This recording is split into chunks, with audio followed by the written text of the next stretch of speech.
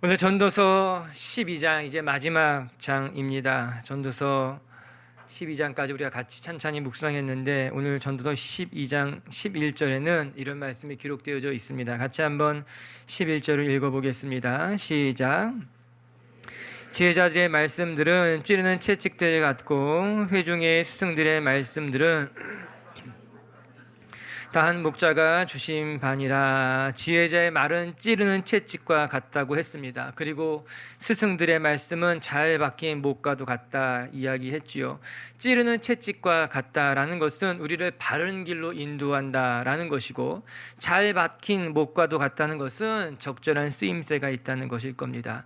잘 박힌 못은 적절한 곳에 박혀 있어야만 하는 것이겠지요. 또한 잘 박힌 못은 못도 반듯하게 박혀서 흔들리지 않을 뿐만 아니라 박힌 것도 잘 잡아주는 것이 잘 박힌 못, 그 역할을 다하는 것일 겁니다. 그래서 전도사가 이야기하기를 전도자의 가르침은 찌르는 채찍과 같고 잘 박힌 목과 같아서 우리를 바른 길로 인도할 것이다, 우리의 삶을 유익하게 할 것이다 이야기하고 있는 거예요. 그래서 지혜자의 말을 듣는 것, 스승의 말을 듣는 것이 중요하다 이야기하고 있는 거예요. 그런데 오늘 말씀을 보면 지혜자의 말과 스승들의 말씀이 어디에서부터 나온 것이냐? 다 하나님으로부터 나온 말씀이라고 이야기하는 거예요. 11절의 말씀에 그렇게 이야기하고 있잖아요. 이는 잘 박힌 목과 같으니 다 한 목자가 주신 것이다. 즉 하나님의 말씀이라고 하는 거예요. 지혜자의 이야기가, 스승의 말이 사람의 말 같지만 그것이 하나님이 주신 말씀이고 하나님으로부터 나온 말씀이기 때문에 우리가 그 말씀을 들을 때 살아나는 거예요. 그 말씀이 우리에게 위로가 되고 힘이 된다라고 하는 거예요. 저는 우리가 하나님의 말씀으로 살아나게 될 줄로 믿습니다. 히브리서 기자는 그래서 우리에게 이렇게 말하고 있어요. 4장 12절의 말씀을 자막을 통해 한번 같이 읽어볼까요? 시작. 살았고 운동력이 있어 좌우의 날선 어떤 검보다도 예리하여 혼과 영과 및 관절과 골수를 찔러 쪼개기까지 하며 또 마음의 생각과 뜻을 감찰하나니, 하나님의 말씀을 살았다는 거예요. 어떤 검보다도 예리해서요, 우리의 영과 우리의 혼과 우리의 마음까지도 찔러 쪼개기까지 한다라고 하는 거예요. 맞아요. 정말로 하나님의 말씀을 경험한 사람들은 이 히브리서의 말씀에 고개를 끄덕이게 될 것입니다. 하나님의 말씀은요, 때로는 우리의 연약함을 찌르기도 하는 거예요. 우리의 부끄러운 것들을 드러내서 회개하기도 만드는 거예요. 하나님의 말씀은요, 또 우리가 낙심해 있을 때 우리의 큰 용기를 주어서 우리를 일으키기도 하는 것이 하나님의 말씀이라고 하는 거예요. 이것이 살아있는 하나님의 말씀이요, 우리가 이 하나님의 말씀으로 살아가는 사람들인 줄로 믿습니다. 전 하나님의 말씀만이 우리의 힘이 될 거예요. 하나님의 말씀만이 우리를 바른 길로 인도하게 될 것이에요. 하나님 말씀만이 우리 가운데 영원한 생명이 된다라고 하는 것이에요. 전 오늘도 여러분에게 하나님의 말씀이 들려올 수 있게 되길 바라고 하나님의 말씀을 붙들고 살아가는 분들이 되기를 주님의 이름으로 축복합니다. 오늘 전도서 기자가 무엇이라 이야기하는가? 전도서를 결론 내고 있는 거예요. 우리가 무엇으로 살아가느냐? 하나님의 말씀을 붙들고 살아가야 된다라고 하는 거예요. 오늘 우리가 세 가지 같이 묵상하게 될 거예요. 전도서를 마무리하면서 우리가 꼭 기억해야 될 말씀이 무엇인가? 우리 한번 13절과 14절의 말씀을 같이 한번 읽어보겠습니다. 시작. 이래 결국을 다 들었으니 하나님을 경외하고 그의 명령들을 지킬지어다. 본분이니라. 하나님은 모든 행위와 모든 은밀한 일을 선악간에 심판하시리라. 아멘. 이렇게 전도서가 끝나고 있습니다. 오늘 전도서를 끝맺으면서 오늘 전도서 기자가 우리에게 무엇이라 이야기하는가? 하나님을 경외하며 살아가는 것, 하나님의 말씀을 지키며 살아가는 것이 우리들의 본분이라고 하는 거예요. 여기 매우 중요한 단어가 나옵니다. 그것이 본분이라고 하는 거예요. 본분이란 말이 무슨 말입니까? 마땅히 해야만 하는 일이라고 하는 거예요. 우리가 사람이라면 사람으로서 마땅히 해야 되는 일, 사람에게 주어진 본질적인 일이 있다라고 하는 거예요. 그래서 이 본분이란 말을 한자로 보게 되면은 근본 본자를 사용하고 있는 거예요. 국어서전을 찾아보게 되면은 본래의 직분이나 감당해야 될 의무, 책무를 가리키는 것이다, 그렇게 이야기하고 있는 거예요. 우리가 사람으로 태어났다면, 우리가 사람이라면 마땅히 우리가 해야 되는 일이 있다라고 하는 거죠. 여기서 전도서 기자가 말해주고 있는 거예요. 우리가 사람이라면 우리는 마땅히 하나님을 경외해야만 합니다. 뿐만 아니라 하나님의 말씀을 지키는 것이 우리가 살아가야 될 삶이라고 하는 거예요. 그런데 오늘 말씀이 참으로 특이한 것이 하나님을 경외하며 살아가는 것, 또 그 명령을 지키는 것이 단지 하나님의 백성으로서의 삶이다라고만 말하는 것이 아니라 그 범위를 확장시켜서 모든 사람의 본분이라고 이야기하고 있다는 거예요. 이거 중요한 일인 거예요. 여러분 13절에 보게 되면 뭐라고 나옵니까? 그의 명령을 지킬지어다. 이것은 모든 사람의 본분이다 이야기합니다. 이거 자칫 잘못하면 우리가 놓칠 수 있는 대목이기도 합니다. 우리는 하나님을 경외하며 하나님의 말씀을 듣고 하나님의 말씀대로 살아가는 것은 교회를 다니는 사람들, 하나님을 믿는 사람들이 해야 되는 일이라고 생각할 수 있어요. 하나님을 아는 백성들이 해야만 일이라고 생각하기 쉽지요. 그러나 그렇지 않다는 거예요. 천지를 지으시고 이 땅의 주관자가 되시는 하나님을 경외하는 일은 하나님을 믿는 사람들만 하는 일이 아니라 이 땅의 모든 피조물이라면 마땅히 해야만 하는 일이다라고 성경이 이야기해주고 있는 것 아니겠습니까? 그래서 13절에 보게 되면 이것은 모든 사람들의 본분이라고 분명하게 적시해 놓고 있는 거예요. 문제는 무엇인가 하면은 사람들이 하나님을 알지 못하기 때문에 하나님을 경외하며 하나님의 말씀대로 살아가는 본분을 잊고 살아간다라고 하는 것이죠. 우리들만 하나님을 경외하면 되는 것이 아니라 믿는 사람들만 하나님의 말씀을 지켜야만 되는 것이 아니라 이 땅의 모든 피조물이라면 그 누구도 예외 없이 하나님을 경외하는 것이 맞다는 거죠. 그렇기 때문에 시편 기자는 이렇게 이야기하고 있어요. 117편 1절을 살펴볼게요. 시작. 나라들아 여호와를 찬양하며 너희 모든 백성들아 그를 찬송할지어다. 아멘. 그렇습니다. 이 땅의 모든 만물들이 하나님을 찬송해야 하는 거예요. 이 땅의 모든 민족들이, 모든 백성들이 어느 누구도 예외 없이 하나님을 경외하며 하나님의 말씀에 순종하며 살아가는 것이 마땅하다라고 하는 거예요. 할렐루야. 하나님의 백성으로서 여러분이 하나님을 경외하며 하나님의 말씀에 순종하게 되게 주의 이름을 축복합니다. 뿐만 아니라 이것이 우리들만의 사명이 아니라 이 땅의 모든 사람들이 마땅히 해야 되는 이름을 여러분이 알고 월요일날 여러분이 일터에 나가셔서 믿지 않는 사람들에게 담대하게 너 하나님을 경외해야 된다, 하나님의 말씀에 순종하며 살아가는 것이 맞다라고 이야기할 수 있는 용기가 생기게 되게 주님의 이름을 축복합니다. 이게 억지가 아니라 마땅한 일이라고 하는 거예요. 우리가 하나님의 지음을 받은 사람들이라면 우리는 하나님을 알아야만 해요. 하나님을 경외해야만 해요. 하나님의 말씀에 지켜 순종해만 살아가는 것이 자연스러운 거예요. 이걸 순리라고 하는 거예요. 우리가 순리대로 살아가야지 우리가 행복한 거예요. 하나님이 지으신 섭리대로 살아가는 것이 맞다라고 하는 거예요. 하나님이 지으신 자연의 섭리를 거스르기 때문에 우리가 너무 더운 거예요. 날씨가 하나님이 만들어 놓은 것대로 우리가 살아가지 않았기 때문에, 우리가 거슬렀기 때문에 지금 우리가 어려움을 겪는 거예요. 맞아요. 하나님께서 지으신 것대로, 하나님이 만들어진 것대로 살아가는 건 모든 피조물들이 그것이 자연스러운 것이고 순리에 맞는 것이고 우리의 본분이라고 하는 거예요. 전 우리 빛의 교회 성도들뿐만 아니라 이 땅의 모든 백성들이 하나님을 알게 되며 하나님을 경외하게 되며 하나님의 말씀을 지켜 따르는 날이 오게 되기를 주님의 이름으로 축복합니다. 여기서 또 한 가지 우리가 살펴볼 것은요, 하나님을 경외하는 것이 사람의 본분이다. 여러분, 이 말씀은요 우리가 해야 하는 일의 전부임을 이야기해 주는 거예요. 여러분, 우리가 하고 싶은 일들이 얼마나 많습니까? 각자 버킷리스트를 적어보라 이야기하게 되면요 정말 많이 적을 수 있잖아요. 여름이 되면 우리 아우리치도 가고 싶습니다. 아우리치만 가는 것이 아니라 여행도 가고 싶습니다. 맛집에 대한 이야기를 들으면은 맛있는 것도 먹고 싶고, 해보지 못한 것들을 생각하면 정말 하고 싶은 것들이 너무너무 많지요. 그래서 하고 싶은 것 적어봐라 이야기하면 행복해지는 거예요. 적을 것이 얼마나 많습니까? 이런 뿐만 아니라 하고 싶은 것도 많지만 해야 될 일들도 많은 것만 같습니다. 직장에 다니면 직장에서 해야 될 일들이 얼마나 많습니까? 그것뿐인지 압니까? 우리 영어 공부도 해야 될 것만 같은 거예요. 아, 내가 영어 잘해야지. 뿐만 아니라 운동도 해야 되잖아요. 운동도 해야 되는 거예요. 운동만 하면 어떡합니까? 책도 봐야지요. 교회 다니는 사람들이요, 일주일에 한 권은 그래도 봐야 돼요. 한 달에 2권은 봐야 돼요. 생각해보면 책도 봐야 되는 거예요. 미래를 생각하면 저금도 들어야 돼요. 무엇인가 새로운 기술을 배워야지만 내가 나중에까지 잘 살 수 있을 것만 같은 생각도 들기도 하다라고 하는 거예요. 우리가 이 땅을 살아가면서요 해야 할 것도 많고요, 하고 싶은 것도 너무나 많다라고 하는 거예요. 그런데 오늘 말씀에 사람의 본분이다 이야기할 때 이 본분이란 말이 무슨 말인가, 히브리 말을 찾아보게 되면은 그게 칼 아담 이렇게 나오고 있어요. 아담이 사람, 아담인 거죠. 칼은 전부, 모든 이런 뜻을 갖고 있는 단어예요. 그래서 어떤 성경학자들은요, 이 본문을 해석함에 있어서 사람들이 해야 될 전부입니다 이렇게 말하고 있어요. 사람들이 해야 될 모든 일입니다 이렇게 해석하기도 한다라고 하는 거예요. 즉 하나님을 경외하며 살아가는 것, 하나님의 말씀을 지키며 살아가는 것이 우리의 삶의 전부라고 하는 거예요. 우리의 삶의 모든 것이라고 하는 거예요. 저는 이 말씀이 제게는 너무나 감동적인 거예요. 여러분, 결국에는 우리가 해야 되는 일들이 무엇인가? 하나님을 경외하며 살아가는 것이 결국 우리의 삶의 모든 것이라고 하는 거예요. 우리의 삶이 복잡하기도 하고 우리의 삶이 하고 싶은 것도 많고 우리의 삶이 해야 될 것도 많지만 결국에 우리가 해야 될 것은 다른 것이 아니라 하나님을 예배하고 하나님을 경외하는 것이 우리의 삶의 모든 것, 우리의 삶의 전부라고 하는 거예요.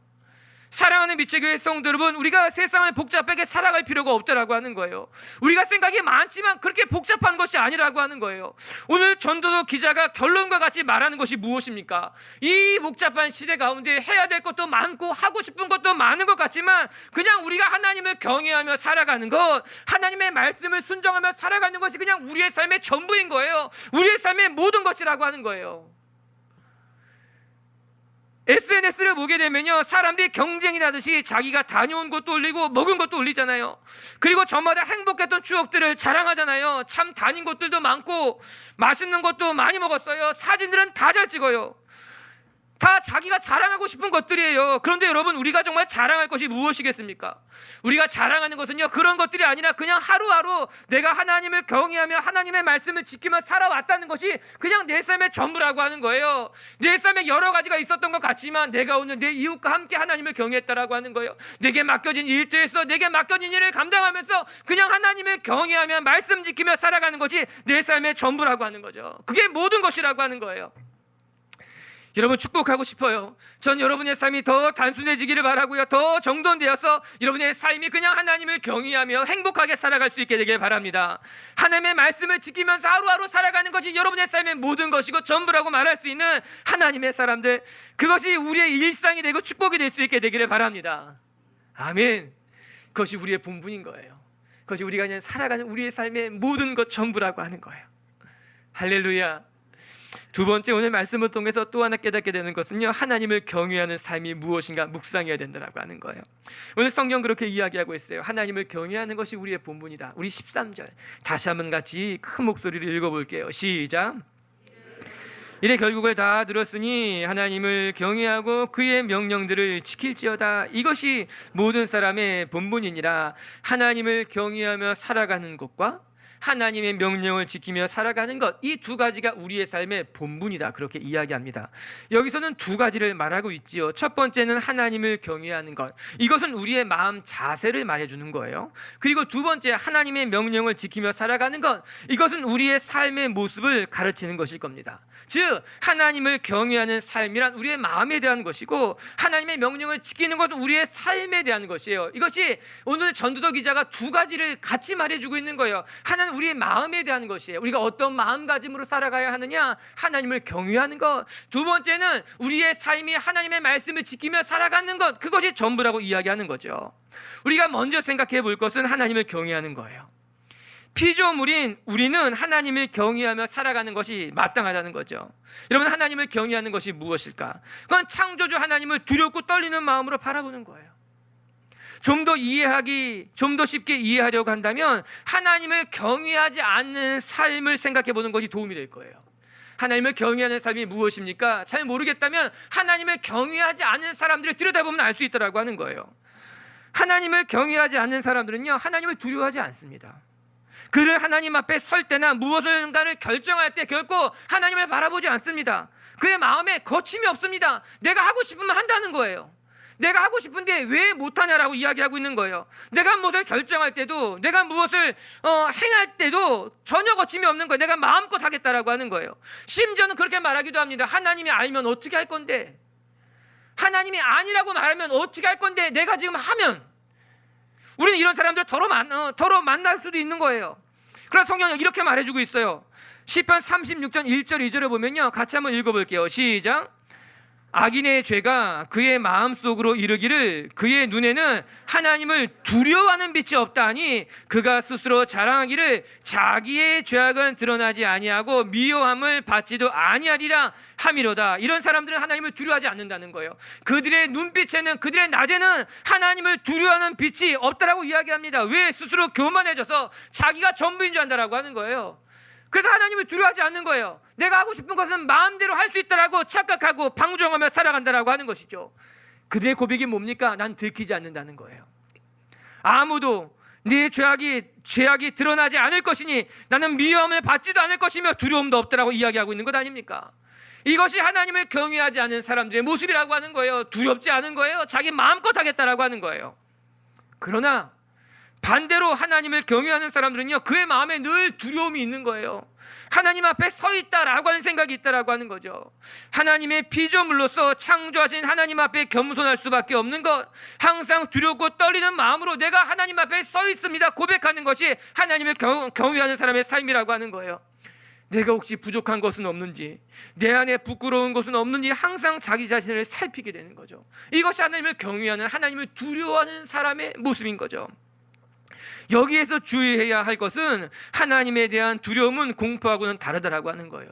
공포음은 무서움이지요. 그러나 하나님을 경외하는 마음은요, 공포심이 아닌 거예요. 나보다 더 크신 하나님에 대한 엎드림인 거예요. 나보다 크고 위대하신 하나님을 바라보는 것으로 말미암아 나의 초라함, 나의 작음을 아는 거예요. 제가 지금도 기억하는 것은요, 전에는 산에를 좋아해서 많이 다녔어요. 혼자서도 지리산도 가고 설악산도 가고 가을이 되면 내장산도 꼭 가야만 되는 그런 때가 있었어요. 아직도 생생히 기억나는 것은요, 지리산에 갔을 때 대나무 숲의 울창한 숲속을 지나가고 있었어요. 그냥 하늘이 보이지 않을 만큼 나무로 가득했는데 그 숲을 딱 지나서 코너를 도르는데 제 눈앞에 펼쳐진 광경 앞에서 제가 너무 깜짝 놀랐어요. 그냥 그 나무 숲을 딱 지나서 내 눈앞에 펼쳐진 광경이 너무나 장엄한, 너무나 아름다운 광경이 쫙 펼쳐져 있는 거예요. 숨이 막히죠. 눈물이 나기 시작했어요. 너무 멋있다. 너무 대단하다. 이것이 하나님이 지은 세상이구나. 그러면 또 한 번 동시에 내가 얼마나 작은 자인지를 보게 된 거야. 이렇게 위대한 광경 앞에, 하나님이 지어 놓으신 것 앞에 나는 정말 작은 사람이구나. 나는 정말 부끄러운 사람이구나. 내가 왜 이런 연약한 삶을 살았을까 싶은 거예요. 그리고 또 하나, 이런 작은 나를 사랑하신다는 것이 너무나 감사한 거예요. 이 크고 이 위대한 것을 만드신 이 하나님이 이 작고 초라하며 너무나 부끄러운 나를 사랑하신다는 것이 너무나 감격스러운 거예요. 그래서 눈물이 막 났어요. 저는 그때 경외가 무엇인지를 조금 배웠어요. 크고 위대하신 하나님을 경외한다는 것이 바로 이런 것이구나. 이 하나님이 이렇게 크고 위대하신 하나님 앞에 내가 무릎 꿇을 수밖에 없는 것이구나. 얼마 전에 예배를 드렸을 때도 전 동일한 것을 경험했어요. 하나님 앞에 예배하는데 무릎 꿇을 수밖에 없었어요. 무릎 꿇을 뿐만이 아니라 하나님 앞에 엎드릴 수밖에 없었어요. 하나님의 영광이 내게 느껴지는데 그 하나님을 예배하면서도 하나님 앞에 엎드릴 수밖에 없었어요. 하나님의 살아계심이, 하나님의 그 임재하심이 나를 엎드리게 했고, 그 엎드리면서 하나님을 예배하게 했다라고 하는 거예요. 그것이 하나님을 경외하는 거예요. 전 우리 비치교회 성도들이 크고 위대하신 하나님 앞에 무릎 꿇고 엎드리며 하나님의 크고 위대하심을 볼 수 있는 분들이 되길 주님의 이름으로 축복합니다. 하나님을 경외하며 살아갔던 사람들이 누가 있을까? 성경을 찾아보았어요. 그런데 그 대표적인 사람이 등장해요. 욥이라고 하는 사람이에요. 욥기 1장 1절에는요, 욥이 어떤 사람인지를 보여주고 있습니다. 같이 한번 읽어볼게요. 시작. 그 사람은 온전하고 정직하여 하나님을 경외하며 악에서 떠난 자라. 욥이라는 사람을 설명함에 있어서 그는 온전했습니다. 그는 정직했습니다. 그래서 그는 하나님을 경외하며 악에서 떠난 사람이라고 하는 거예요. 욥은 하나님 보시기에 참으로 귀한 사람이었어요. 하나님은 욥이 너무너무 자랑스러웠어요. 욥이라면 어떠한 시험도 이겨낼 수 있을 것이라고 하나님을 생각할 만큼 욥은 하나님에게 너무나 소중한 자랑스러운 사람, 욥은 하나님을 경외했던 사람이라고 이야기합니다.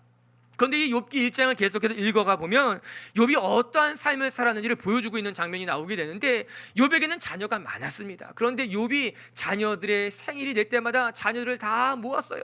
자녀들만 모은 것이 아니라 집안에 있는 사람들 다 모아서 크게 잔치를 베풀고 난 다음에 그가 하나님 앞에 꼭 예배하며 제사했다고 나옵니다. 그 장면을 같이 한번 읽어볼게요. 우리 욥기 1장 5절의 말씀이에요. 한번 읽어봅니다. 시작. 차례대로 잔치를 끝내면 욥이 그들을 불러다가 성결하게 하되 아침에 일어나서 이는 욥이 말하기를 혹시 죄를 범하여 마음으로 하나님을 욕되게 하였을까 함이라. 욥의 행위가 항상 이러하였더라. 욥이 자녀들의 생일이 되면요, 자녀들을 다 한데 모아서 잔치를 벌였다라고 하는 거예요. 사람들이 다 불러 모아서 잔치를 벌였다는 거죠. 그리고 그 잔치를 행한 그 다음 날 아들의 명수대로, 자녀들의 명수대로 하나님 앞에 제사를 드렸다는 거예요. 예배를 드렸다라고 하는 거예요. 왜?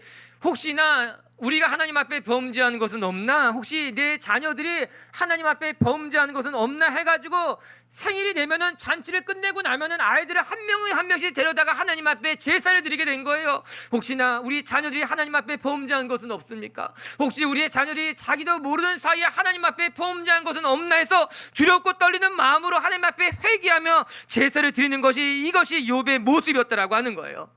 맞아요. 욥은 그런 삶을 살아봤어요. 내 자녀들이 행여나 하나님 앞에 범죄하지는 않았을까?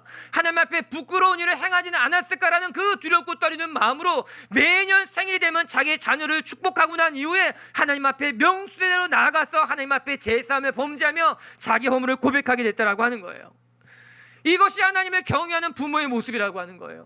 하나님을 경외하는 사람들의 모습이라고 하는 거예요. 근데 욥기는 무엇이라고 고백하고 있습니까? 그리고 나서 그 마지막에 욥의 행위가 항상 이랬다라고 하는 거예요. 그냥 어쩌다 한번 하나님을 경외하는 것이 아니라, 어쩌다 한번 그냥 제사를 지낸 것이 아니라, 그는 매년마다 변함없이 자기의 자녀들이 하나님 앞에 범죄하지 않았을까 두렵고 떨리는 마음으로 번제하며 제사를 드리며 하나님 앞에 무릎 꿇었다라고 하는 거죠. 그것이 욥의 항상 평생 이런 삶을 살아갔다라고 이야기하고 있는 거예요. 전 우리 빛의교회 식구들이 욥처럼 하나님을 경외하며 늘 자기 자신을 돌아보며 살아가는 하나님의 사람들이 되길 주님의 이름으로 축복합니다. 여러분의 삶도 욥의 삶처럼 항상 이러하였더라, 변함없이 늘 꾸준히 이런 믿음을 지켜나가며 하나님을 경외한다면 하나님이 우리를 통해서 놀라운 일들을 행하실 줄로 저는 믿습니다. 그럼 이쯤에서 우리는 한 가지 더 질문해야만 되는 거예요. 하나님을 경외해야 하는 것이 마땅하다면 왜 하나님을 경외해야만 하는 것입니까? 그 해답은요, 전도서 맨 마지막에 등장합니다. 14절의 말씀을 같이 한번 읽어볼게요. 시작.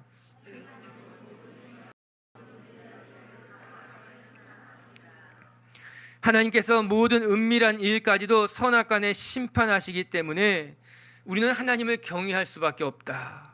전도서 기자는 그렇게 말해주고 있습니다. 즉, 여러분, 이 땅에 있는 모든 사람들은 하나님의 심판대 앞에 서 있는 사람들입니다. 지금 당장은 아닐지도 몰라요.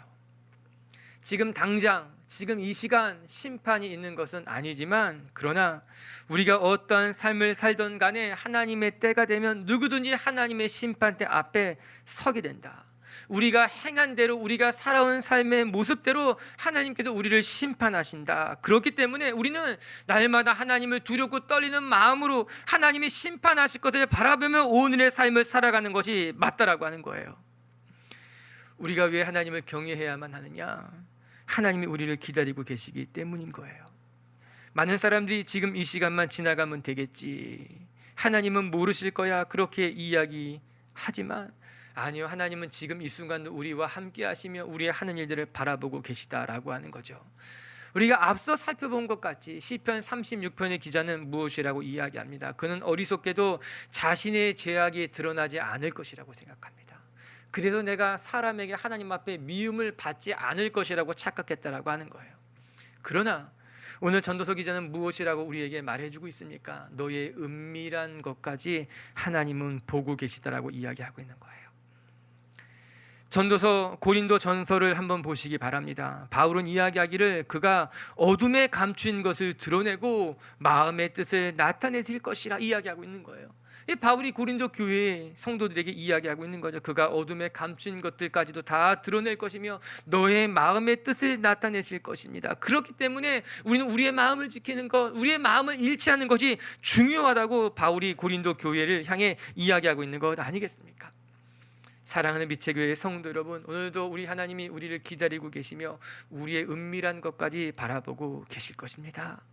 전 우리가 하나님을 바라봄에 있어서 두렵고 떨리는 마음으로 늘 우리의 삶을 조심하며 하나님 앞에 무릎 꿇고 나갈 수 있는 하나님을 경외하는 분들이 되기를 주님의 이름으로 축복합니다. 세 번째, 오늘 이 전도서 마지막 말씀을 통해서 우리가 배워야 할 것은 우리가 하나님의 명령을 듣고 그 명령대로 살아가는 것이 우리의 삶의 본분이다라고 하는 거죠. 우리 13절 다시 한번 큰 목소리로 우리가 암송하도록 한번 읽어볼게요. 시작. 이래 결국을 다 들었으니 하나님을 경외하고 이것이 모든 사람의 본분이다. 앞서 말한 것 같이 여호와를 경외하는 것이 우리의 마음가짐이라면 하나님의 말씀을 지켜 살아가는 것은 우리의 삶의 모습이 되어야만 합니다. 우리는 하나님의 말씀을 지키는 것을 결단해야 되며 하나님의 말씀에 따라 살아가는 사람이 되어야만 됩니다. 사람은 누구나 자기가 좋아하는 사람이 있고 자기가 따르는 사람이 있고 본받고 싶은 사람이 있는 것입니다. 뿐만 아니라 사람들은 누구나 자기가 추구하는 삶의 가치가 있습니다. 그리고 그 삶의 가치에 따라서 살아가게 되어 있지요. 오늘 성경은 우리가 하나님의 사람이라면 우리는 마땅히 하나님의 말씀, 하나님의 명령에 따라 살아가는 것, 그것이 우리의 삶의 최고의 가치가 되어야만 된다고 하는 거예요. 아니요, 우리가 앞서 살펴본 것 같이 하나님 백성뿐만 아니라 이 땅의 모든 피조물들은 하나님의 말씀에 따라 순리를 따라 살아가는 것이 맞다라고 하는 거죠. 로마에 가면 로마법을 따르라고 이야기합니다. 이는 상식과도 같은 이야기지 않습니까? 우리가 하나님의 백성이 되었다면 하나님의 법을 따르는 것이 마땅한 일이 아니겠습니까? 케냐를 방문할 때마다 우리가 늘 가지고 가는 짐이 많습니다. 그래서 케냐에 나이로비 공항에 도착하게 되면 선교사님이 사람이 타고 갈 버스를 한 대 준비해 놓고 짐을 실을 트럭을 한 대 가지고 나오시고 또 자가용도 한 대 가지고 나오게 됩니다. 그래서 사람도 태우고 짐도 싣고 가게 되는 거예요. 처음 케냐에 방문한 해에 선교사님이 저를 보고 운전하실 줄 아시지요? 물으시면서 그렇다고 이야기하니까 저에게 차키를 딱 주셨어요. 그래서 차키를 받고 제가 운전할 차에 탔는데 깜짝 놀라게 됐습니다. 운전대가 왼쪽에 있지 않고 오른쪽에 있는 것이었습니다. 케냐는 운전대가 오른쪽에 있는 나라였어요. 그래도 제가 다행히 오른쪽으로 운전한 경험이 몇 번 있어서 크게 무리 없이 운전을 잘했어요. 운전대가 오른쪽에 있다는 것이 무엇인지 아십니까? 그것은 중앙선이 내 오른쪽에 있다라고 하는 거예요. 즉 우리나라는 이제 우측 통행인데 케냐는 좌측 통행을 의미하고 있는 거예요. 이게 다릅니다. 가장 큰 차이점은 우측 통행일 때는 우회전이 자유롭습니다. 그렇죠. 그럼 우리나라는 그냥 우회전을 하면 되는 거예요. 그런데 좌측 통행일 때는 그냥 우회전을 하게 되면은 큰일을 하게 되는 거예요. 그렇게 되겠죠. 우리가 케냐에서 우리 이제 선교지에서 도로로 나오려고 하면은 이제 큰 도로로 지나갈 때 반드시 이제 이 좌우를 봐야 되는 거예요. 한국으로 생각하게 되면은 왼쪽을 보고 가야 되는데 케냐는 오른쪽을 보고 가야 되는 거죠. 이게 자칫 잘못하게 되면 중앙선을 넘게 되는 거예요. 달려오는 차 앞으로 가게 되는 거죠.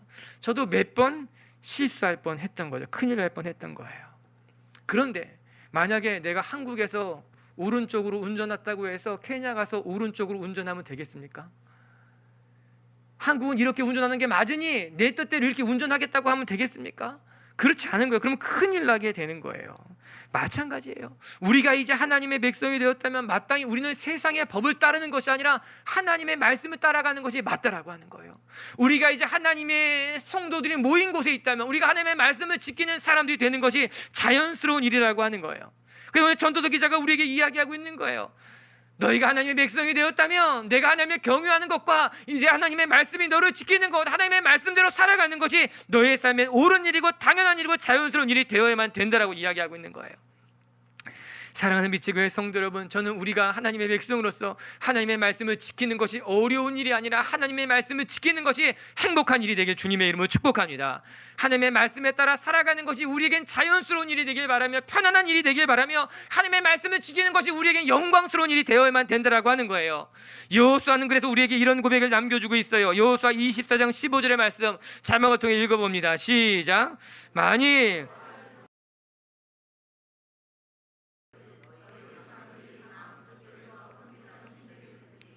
또는 너희가 거주하는 땅에 있는 아모리 족속의 신들이든지 너희가 섬길 자를 택하라. 오직 나와 내 집은 여호와를 섬기겠노라 하니. 아멘. 정말 멋있지 않습니까? 세상이 어떠하든지 간에 나와 내 집은 내 하나님의 말씀을 지키겠다라고 하는 거예요. 하나님의 말씀에 따라 살아가는 가정이 되겠다고 결단했다라고 하는 것이에요. 여러분, 세상 사람들이 어떻게 살아가느냐 우리는 중요하지 않아요. 세상 사람들이 어떤 삶을 살아가는가를 부러워할 이유도 없다라고 하는 거예요. 우리가 하나님의 백성이라면요, 우리는 하나님의 말씀만 보면 되는 거예요. 하나님의 말씀만 따라가면 되는 거예요. 그것이 우리에겐 차로가 되는 거예요. 차선이 되는 거예요. 이정표가 되는 거예요. 방향등이 된다라고 하는 거예요. 그 하나님의 말씀을 지킬 때 안전한 거예요. 그 하나님의 말씀을 따라갈 때 우리에겐 기쁨이 오는 거예요. 그 하나님의 말씀을 지키는 것이 우리에겐 능력이 된다라고 하는 거예요. 아멘.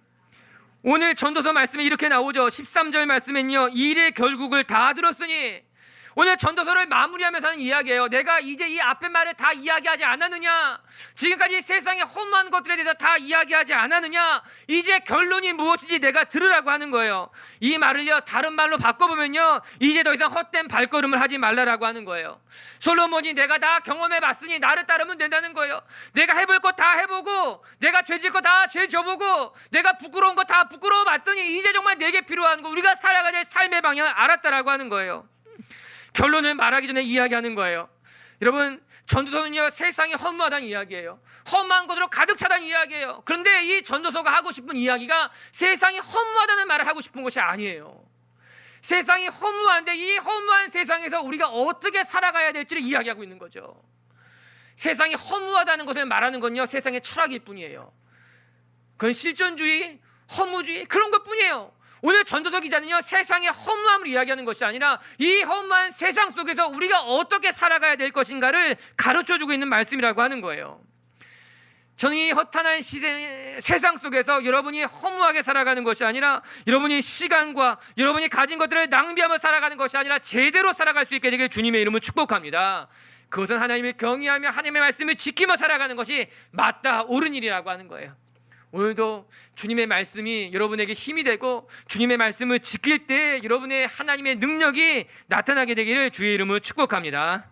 하나님의 오늘 말씀을 마치기 앞서서 먼저 우리 12장 1절의 말씀을 같이 한번 읽고 마치도록 할게요. 우리 전도서 12장 1절은 이렇게 이야기하고 있어요. 시작. 너의 창조주를 기억하라. 곧 곤고한 날이 이르기 전에 나는 아무 낙이 없다고 할 해들이 가깝기 전에 너의 창조주를 기억하라, 이 말씀인 거예요. 너는 청년의 때 이것을 기억하라. 전도서 기자가 한평생 살아오고 난 이후에 젊은이들에게 이 말씀을 이렇게 전하고 있는 거예요. 저는 이 한 절을 읽으면서 우리가 더 젊었을 때에 이 비밀을 알았다면 얼마나 좋았을까 생각해 보게 되는 거예요. 세상의 허무한 것들을 다 경험하고 나서 내게 있는 시간을 다 낭비하고 난 뒤에 내가 상처받을 거 다 상처받고 어려움 겪을 거 다 어려움 겪고 난 다음에 이 하늘의 비밀을 깨닫는 것이 아니라 내가 좀 더 일찍 하나님의 말씀을 깨달았다면, 좀 더 일찍 하나님의 나라를 알았다면 얼마나 좋았을까. 물론 이렇게 말하는 사람들이 있습니다. 목사님, 아니에요. 다 경험해보고 나야지 제대로 된 길을 갈 수 있을 것 아닙니까? 다 경험해보는 것이 나쁜 것이 아니에요. 그렇게 말하는 사람들이 있습니다. 어느 정도 그 말에 일리가 있을 수도 있을 거예요. 겪어보는 것도 중요할 수 있겠지요. 그러나 겪을 필요가 없는 것은 겪을 필요가 없는 거예요. 아니요? 여러분 자녀들에게 그렇게 말할 수 있겠어요? 여러분 자녀에게 너도 나처럼 고생 한번 다 해봐라. 너도 내가 받은 상처 다 겪어봐야 된다. 너도 실패를 다 경험해 봐야지만 세상을 잘 살 수 있을 거야. 이렇게 말하는 부모가 있습니까? 아니, 없습니다. 여러분, 겪어도 되지 않을 일은 안 겪는 게 맞아요. 굳이 우리가 받을 상처 다 받고 죄 다 지어보고 넘어질 거 다 넘어지고 난 이후에야 진리의 길을 깨닫고 그 길을 갈 이유는 없다라고 하는 거예요. 우리가 조금이라도 일찍 하나님을 만난다면, 우리가 조금이라도 일찍 하나님의 길을 발견하고 하나님의 말씀을 깨닫게 됐다면 엉뚱한 데 시간을 낭비하지 말고 어리석은 것에 우리의 일을 소비하지 않으려고 하나님의 말씀을 붙들고 진리의 길로 가는 것이 맞다라고 하는 거예요. 전 여러분들이 하나님의 길을 하루속히 깨달아서 하나님의 말씀대로 살아갈 수 있게 되길 바랍니다. 이 말씀이 저는 꼭 청년들에게만 하는 말일까? 12장 1절 너는 청년의 때에 너의 창조주를 기억하라, 이 말씀이 꼭 젊은 사람들에게만 하는 말일까? 아니에요. 나이를 막론하고 누구든지 이 사실을 깨닫고 삶의 방향을 수정한다면 그건 감사한 일이라고 하는 거예요. 내가 지금 얼마나 생을 살아왔든지 그 중요하지 않고 지금이라도 하나님의 말씀을 깨닫고 하나님의 길을 발견했다면 내가 삶의 방향을 수정하면 되는 거예요. 그러면 얼마나 많은 삶이 남았든지 간에, 비록 얼마 남지 않았다 할지라도 이제부터라도 하나님의 영광이, 하나님의 신비한 힘이 우리를 선한 길로 인도할 것이며 우리의 삶을 더 가치 있게 만들어갈 줄로 믿습니다. 이미 늦었다고 말할 필요가 없어요. 늦지 않았어요. 만약에 이 말을 듣고 방향을 수정하지 않는다면 그것이 늦은 거예요. 하나님의 길을 알고도 방향을 수정하지 않는다면 그것이 늦은 거예요. 그러나 아무리 늦었다 하더라도 내가 주님의 말씀을 듣고 나의 삶의 방향을 수정한다면 늦은 것이 아니에요. 우리가 창조주 하나님께로 돌아간다면, 우리가 하나님을 경외하게 된다면 늦지 않았다라고 하는 거예요. 오늘도 이 예배 자리에서 여러분의 삶의 방향을 수정하여 하나님을 경외하며 하나님의 말씀을 지키며 살아가기를 결단하는 분들이 되기를 주님의 이름으로 축복합니다. 말씀을 정리합시다. 첫 번째, 오늘 말씀을 통해 우리가 배우게 되는 것은요, 우리가 하나님을 경외하며 살아가는 것이 우리의 삶의 본분이라고 하는 거예요. 이건 우리의 삶의, 우리의 마음의 자세인 거예요. 우리가 하나님을 두렵고 떨리는 마음으로 하나님의 심판대 앞에 언젠가 설 것이라는 것을 기억하며 날마다 여러분의 마음을 돌아볼 수 있는 겸손한 하나님의 사람들이 되기를 주님의 이름으로 축복합니다. 그리고 두 번째, 우리는요, 하나님의 말씀을 지키는 것, 하나님의 명령을 따라 살아가는 것이 우리의 삶의 본분인 거예요. 내가 하고 싶은 것을 할 때 행복한 것이 아니라 하나님의 말씀을 지키며 살아갈 때 행복할 줄로 믿습니다. 전 여러분의 삶이 하나님의 말씀을 붙들고 하나님의 명령을 지키는 삶이 되기를 주님의 이름으로 축복합니다. 그리고 세 번째, 하나님을 경외하며 하나님의 명령을 지키며 살아가는 것이 우리의 삶의 본분이에요. 이것은 하나님의 백성들에게만 주어진 이야기가 아니라 이 땅의 모든 피조물들에게 동일하게 주어진 말씀인 거예요. 모든 사람의 본분이라. 전 오늘도 우리의 삶이 하나님을 바라보고 내 삶의 본분대로 살아가는 사람들, 하나님을 경외하는 것이 내 삶의 전부입니다. 하나님의 말씀을 지키는 것이 내 삶의 모든 것입니다. 고백하며 하나님과 동행하는 분들이 되기를 주의 이름으로 축복합니다.